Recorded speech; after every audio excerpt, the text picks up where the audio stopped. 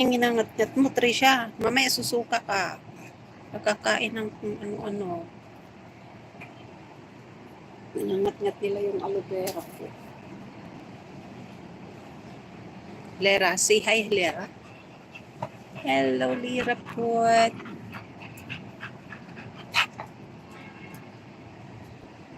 Sabi kasi sila makalaboy, hindi ko maibaba. Kasi ang hirap-hirap, ang dami nila.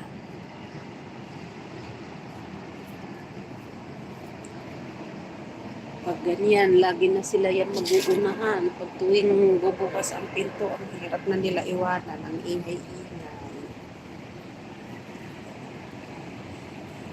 Kaya, hindi mo na sinasanay ng ano.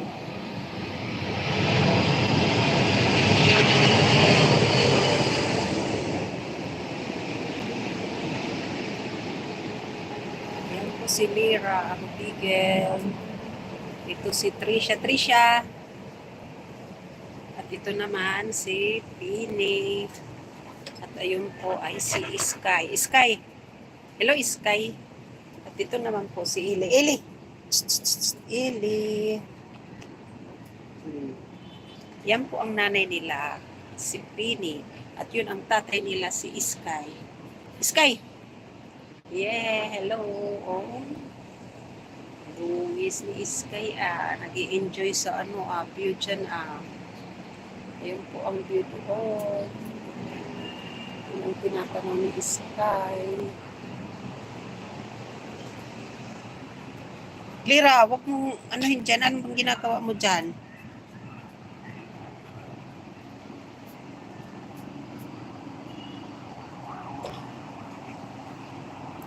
Pahangin mo na sila buti at hindi ang araw ngayon. So, mas maganda mag-stay dito sa balcony. Kasi pag ganitong oras, usually dito yung araw, super init. Makulimlim lang ang panahon ngayon. Mukhang uulan na naman ito. Hopefully walang pagod.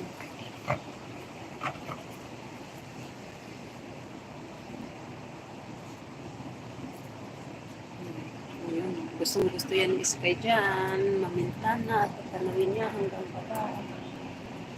Sky, pati si Pidi. Ito lang po ang kanilang maliit na pasyalan.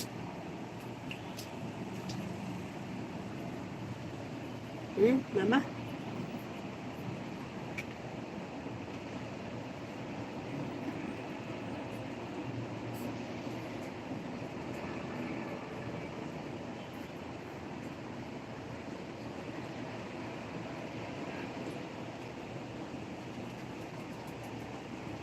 Ano, papasok na ba kayo? Ha? Ito ba kayo nauuhaw? Trisha, ano na naman yung kinakain mo? Mamaya magsusuka ka. Ganito sila. Kaya nga nakakainis minsan pag nilabas Ngat-ngat ng ngat-ngat kung ano-ano. Tapos mamaya susuka. Lera.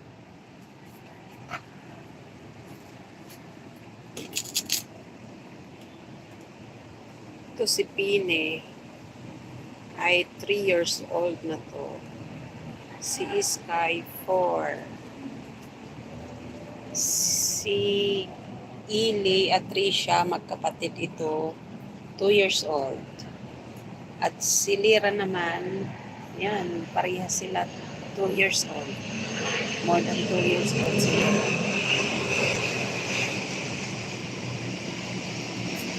Ito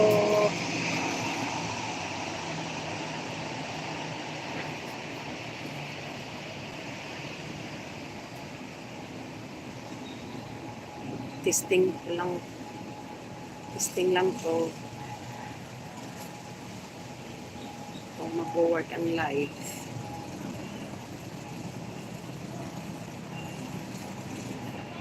Maraming salamat po.